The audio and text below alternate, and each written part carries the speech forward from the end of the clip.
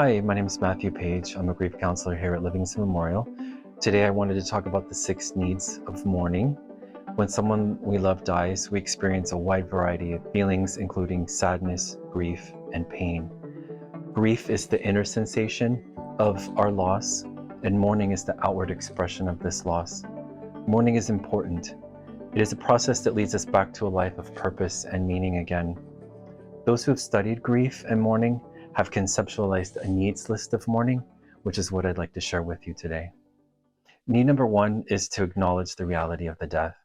The first need of mourning is to come to an acceptance of the reality of the loss. The person who died is gone, and death is permanent.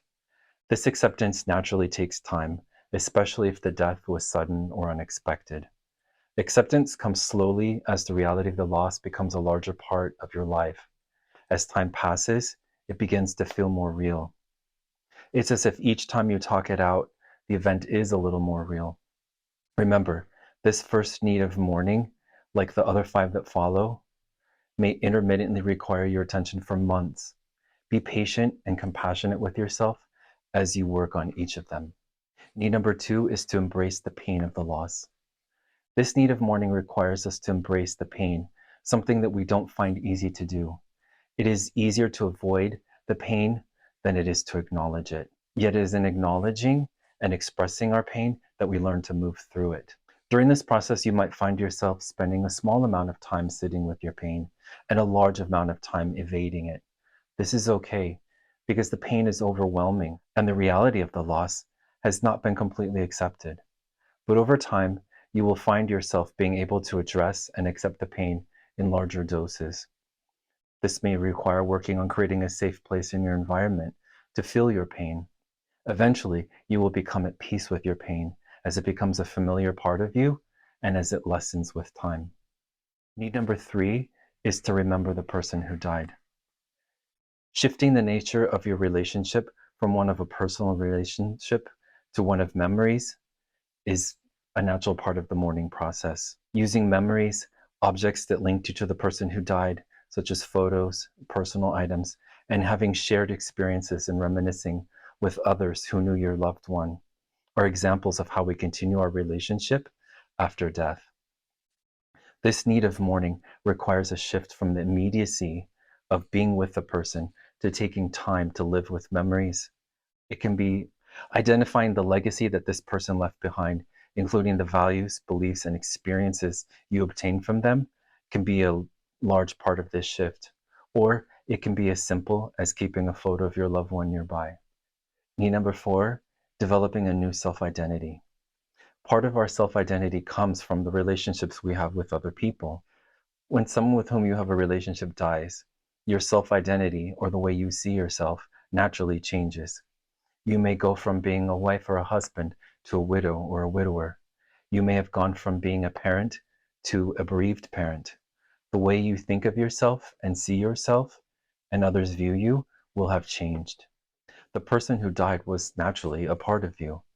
The death means that you mourn not only the loss of them, but of loss of a part of yourself.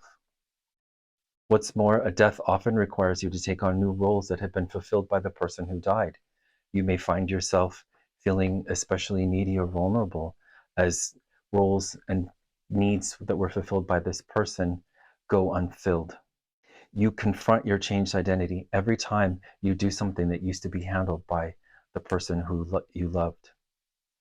This can be hard work and it can leave you feeling very drained. You may occasionally feel childlike as you struggle with your changing identity. Number 5 is the search for new meaning.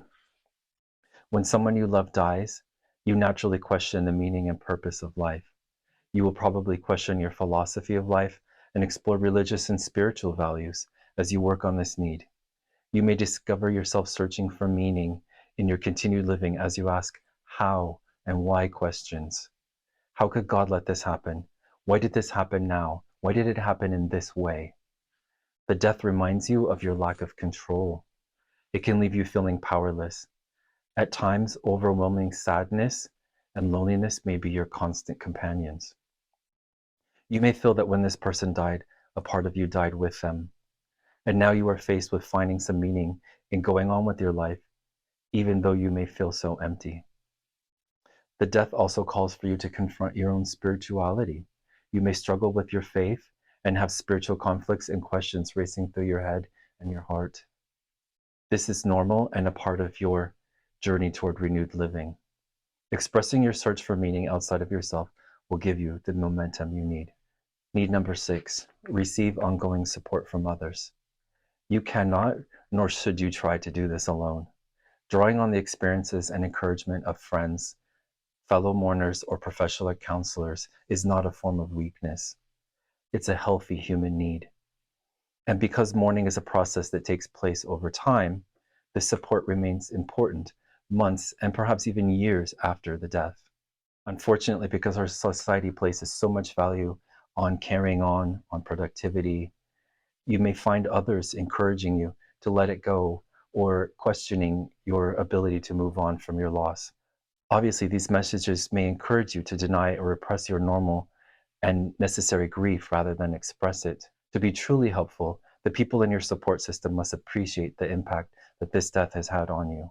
They must understand that in order to heal, you must be allowed and even encouraged to mourn long after the death. And they must join with you in seeing grief as not an enemy to be vanquished, but as a necessity to be experienced as a result of having loved.